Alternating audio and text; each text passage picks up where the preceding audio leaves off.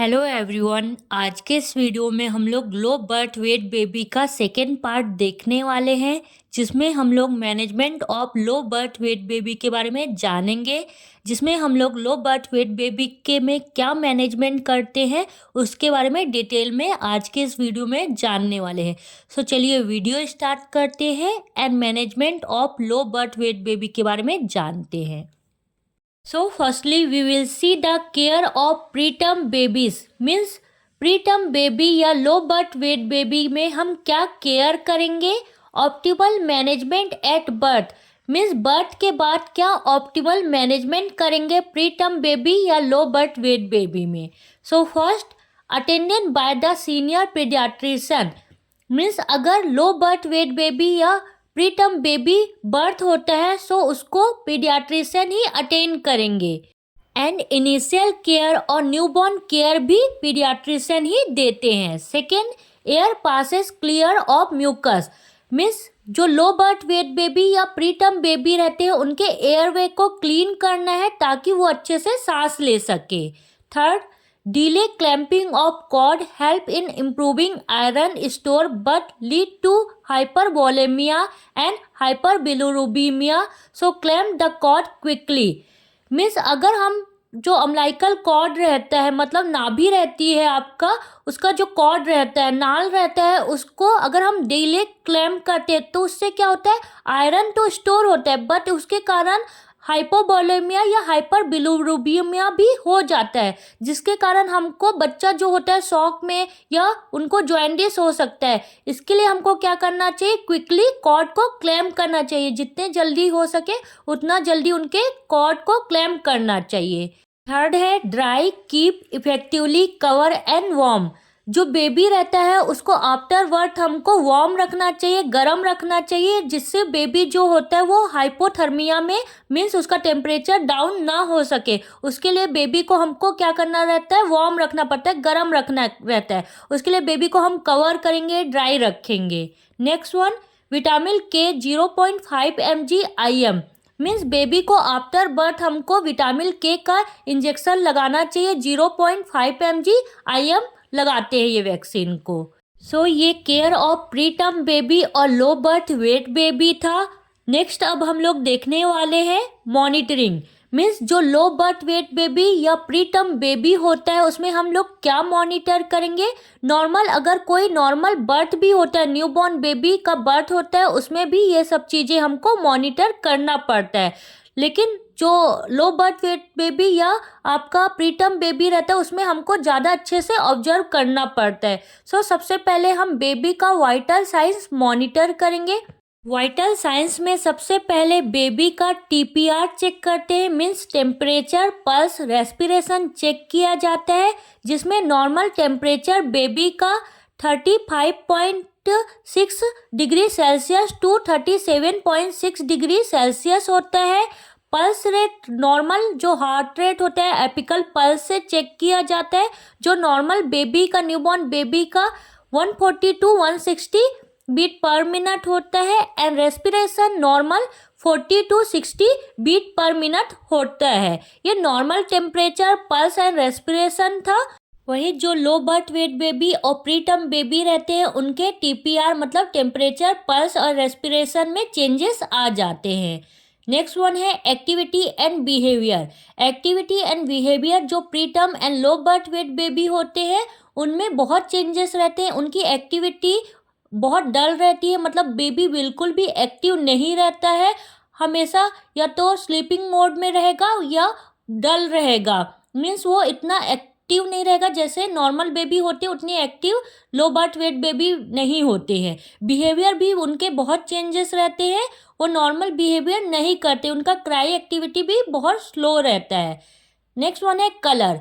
Colour जो रहता है बेबी का पिंकिश हो सकता है, पेल कलर का हो सकता है, पेल ग्रे कलर का, ब्लूइश कलर का या येलोइश कलर के बेबी हो सकते हैं। मतलब उनका जो स्किन कलर है, अगर नॉर्मल बेबी है तो पिंकिश, मतलब एक्सट्रीम पिंकिश रहेगा, या लो बर्थ वेट बेबी में बहुत ज़्यादा पिंकिश हो जाता है, या ब्लूइश कलर का हो जाता है साइनोसिस के कारण, ऑक्सीजन की कमी के कारण, या अगर उनमें बिलिरुबिन लेवल हाई हो जाता है जिसके कारण उनके बॉडी का कलर जो होता है ये पेल या येलो कलर का हो जाता है। सो उसका स्किन कलर जो बेबी का रहता है वो चेंजेस होते रहते हैं लो बर्थ वेट बेबी में। नेक्स्ट वन है tissue perfusion. Pink colour capillary refill over upper chest less than 2 second, warm and pink extremities, normal BP, urine output more than 1.5 ml per kg per hour, absence of metabolism, acidosis, and lack of disparity between PaO2 and SpO2। Means tissue perfusion में baby का हम colour देखेंगे, skin colour normal pinkish है कि नहीं है। Then उसका हम लोग कैपिलरी रिफिल चेक करेंगे जिसमें लेस देन 2 सेकेंड चेक करना रहता है, और इसका हम लोग जो एक्सट्रीमिटीज़ है वो वार्म है, पिंकिश कलर का है कि नहीं ये देखना रहता है। उसका बीपी अगर हम चेक कर रहे हैं, ऐसे बीपी नहीं चेक करते न्यूनेटल बेबी का। और यूरिन आउटपुट चेक करना रहता है, यूरिन आउटपुट पर आवर में पर केजी बेबी के हिसाब से मोर देन 1.5 ml है कि नहीं वो चेक करना है हमको। देन उसका मेटाबॉलिज्म एसिडोसिस चेक करेंगे, PaO2 एंड SpO2 भी चेक करेंगे। सो ये लो बर्थ वेट बेबी या प्रीटर्म बेबी में हम लोग सबसे पहले वाइटल साइंस मॉनिटर करते हैं, then activity of behaviour check करते हैं, देन स्किन कलर चेक करते हैं कि किस कलर का स्किन है लो बर्थ वेट बेबी के में, देन टिश्यू परफ्यूजन देखते हैं कि कलर ऑफ स्किन क्या है, बीपी यूरिन आउटपुट क्या है बेबी का, एक्सट्रीमिटीज़ किस कलर का है, वार्म है कि नहीं है, देन मेटाबॉलिज एसिडोसिस कैसा है, SpO2 कैसा है, ये सब चीज़ें हम लोग चेक करते हैं जो प्रीटर्म और लो बर्थ वेट बेबी रहते हैं उनमें मॉनिटर किया जाता है। नेक्स्ट वन, इसके अलावा और क्या चेक किया जाता है, मॉनिटर करते हैं हम लोग, मॉनिटर ABG एंड इलेक्ट्रोलाइट। हम लोग आर्टीरियल ब्लड गैस को और इलेक्ट्रोलाइट को भी मॉनिटर करते हैं। देन टॉलरेंस ऑफ फीड मतलब vomiting, gastric residual and abdominal girth. Means जो बेबी रहता है लो बर्थ वेट बेबी या प्रीटर्म बेबी, उसमें जो फीड का टॉलरेंस लेवल क्या है वो चेक करते हैं, मतलब फीड करते ही बेबी वोमिट कर देता है, गैस्ट्रिक रेसिडुअल कैसा है, एब्डोमिनल गर्थ कैसा है, ये सब हम लोग मॉनिटर करते हैं। Then look for development of panic attack and sepsis. Then weight gain velocity मतलब बेबी में कितना वेट गेन हो रहा है वो चेक करते हैं। सो ये सब हम लोग low birth weight baby and preterm baby में मॉनिटर किया जाता है। नेक्स्ट जो है वो है पोजीशन ऑफ द बेबी। क्या पोजीशन देते हैं लो बर्थ वेट बेबी और प्री टर्म बेबी को। सो फर्स्ट है most love to lie in the prone position, cry less and feel more comfortable. जो प्री टर्म बेबी और low birth weight baby रहता है उसको हम लोग प्रोन पोजीशन देते हैं, जिसके कारण जो बेबी रहता है वो क्राई नहीं करता और मोर कंफर्टेबल रहता है, मतलब उसको कंफर्ट फील होता है। सो मोस्टली जो आपने देखा होगा प्री टर्म बेबी या लो बर्थ वेट बेबी रहता है उनको प्रोन पोजीशन मतलब उल्टे पेट के बल सुलाया जाता है, जिससे बेबी जो रहता है वो कंफर्टेबल फील करता है। Next, relieve abdominal discomfort by the passes of fluids and reduce risk of aspiration।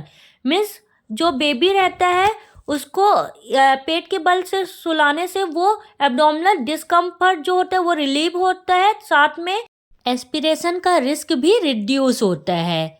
Next one, increase ventilation and increase dynamic lung complication and enhance arterial oxygenation. Increase करना चाहिए ventilation को और dynamic lung complication को भी increase करना चाहिए, साथ में जो इन्हेंस है आर्टेरियल ऑक्सीजनेशन वो भी हमको मॉनिटर करना चाहिए। नेक्स्ट है unsupervised prone position beyond neonatal period recognise as a risk factor for SIDS।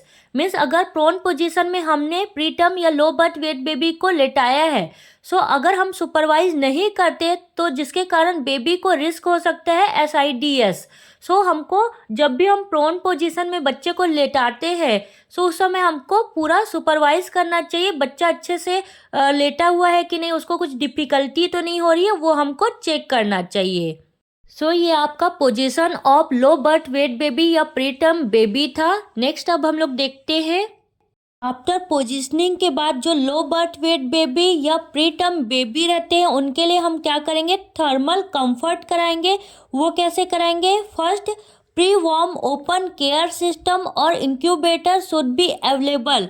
हम लोग जो प्री टर्म या लो बर्थ वेट बेबी रहते हैं उनके लिए प्री वॉर्म ओपन केयर करेंगे लो बर्थ वेट बेबी का, और इंक्यूबेटर अवेलेबल कराएंगे। इंक्यूबेटर एक मशीन होती है जो इस प्रकार से दिखाई देती है, कांच की मशीन होती है जिसमें हम जो क्रिटिकली इल पेशेंट रहते हैं या low birth weight baby patient रहते हैं उनको इस मशीन में रखा जाता है और उसमें ऑक्सीजन हुड के थ्रू उनको ऑक्सीजन प्रोवाइड की जाती है और इसमें अदर भी एसेंशियल केयर बेबी को दिया जाता है जिससे बेबी को ट्रीट किया जाता है। नेक्स्ट क्या करेंगे, care in a thermo neutral environment with a servo sensor generate to the maintain skin temperature of mild epigastric region at 36.5 degree Celsius.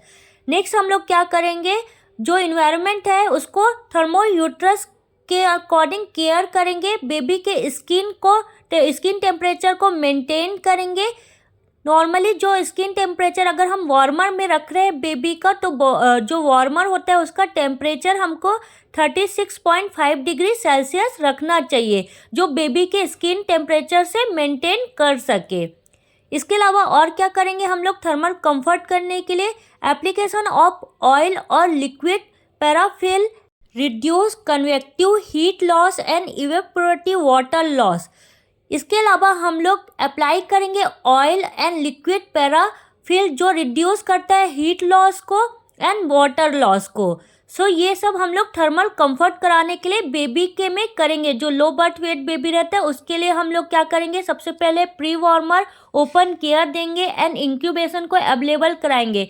Then उसके स्किन टेम्परेचर के अनुसार उसके इन्वायरमेंट को हम टेम्परेचर को मेंटेन करेंगे। अगर हम वार्मर में रखे हैं सो वार्मर का टेम्परेचर हम लोग 36.5 डिग्री करेंगे।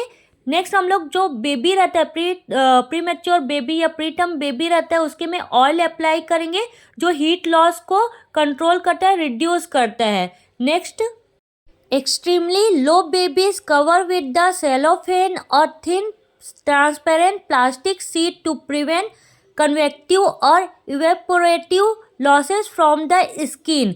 जो extremely low birth weight baby रहते हैं उनको हम लोग सेलोफेन और थिन ट्रांसपेरेंट प्लास्टिक शीट से कवर करते हैं ताकि जो कन्वेक्टिव और इवेपोरेटिव लॉस होता है स्किन में उससे प्रिवेंट कर सके। Next, as soon as condition stable effective cloth the baby. जैसे ही बेबी का कंडीशन स्टेबल होता है तुरंत हमको बेबी को इफेक्टिव जो क्लॉथ रहता है वो अवेलेबल कराना चाहिए। Next one, partial kangaroo care to prevent hypothermia. हमको बेबी को kangaroo mother care KMC provide करना चाहिए ताकि बच्चा जो है हाइपोथर्मिया से प्रिवेंट हो सके, मतलब उसका टेम्परेचर जो है लो ना हो पाए, उसके लिए हमको बेबी को कंगारू मदर केयर देते रहना चाहिए। सो ये सब थर्मल कंफर्ट कराने के लिए बेबी को हम लोग मैनेजमेंट कराते हैं जो लो बर्थ वेट बेबी या प्री टर्म बेबी रहते हैं उनके लिए।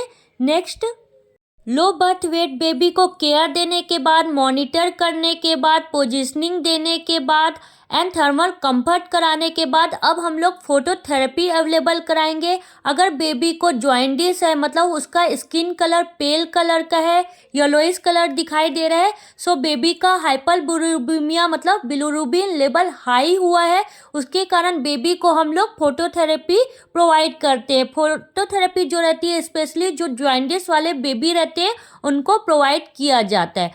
सो फोटोथेरेपी जो है उसमें first, jaundice is common due to the immaturity, hypoxia, hypoglycemia, infection and hypothermia। जो लो बर्थ वेट बेबी या प्री मैच्योर बेबी रहते हैं उसमें मोस्टली हम जॉइंडिस की कंडीशन देखते हैं। वो कंडीशन क्यों होती है? इनमेच्योरिटी के कारण हो सकती है, हाइपोक्सिया के कारण हो सकती है, हाइपोग्लाइसीमिया के कारण हो सकती है, इन्फेक्शन के कारण हो सकती है या हाइपोथर्मिया के कारण हो सकती है। सो उस कंडीशन में हम बेबी को फोटोथेरेपी अवेलेबल कराते हैं। Next, due to the immaturity of blood brain barrier, hypoproteinemia and perinatal distress factor, bilirubin brain damage में occur at relatively lower level. Immaturity blood brain barrier के कारण, hypoprotein and perinatal distress factor जो होता है इसके कारण bilirubin brain damage हो जाता है। उसके लिए हमको क्या करना चाहिए, फोटोथेरेपी अवेलेबल कराना चाहिए ताकि बच्चे के में ब्लड ब्रेन बैरियर के कारण हाइपोप्रोटीनीमिया या पेरीनेटल डिस्ट्रेस फैक्टर के कारण ब्रेन डैमेज ना हो पाए। इसके लिए जो लो बर्थ वेट बेबी रहता है, अगर उनका हाइपर बिलिरुबिमिया हुआ है, मतलब बिलिरुबिन लेवल इंक्रीज हुआ है, तो हमको फोटोथेरेपी अवेलेबल कराना चाहिए लो बर्थ वेट बेबी के लिए। इस वीडियो में हम लोगों ने management of low birth weight baby देखा।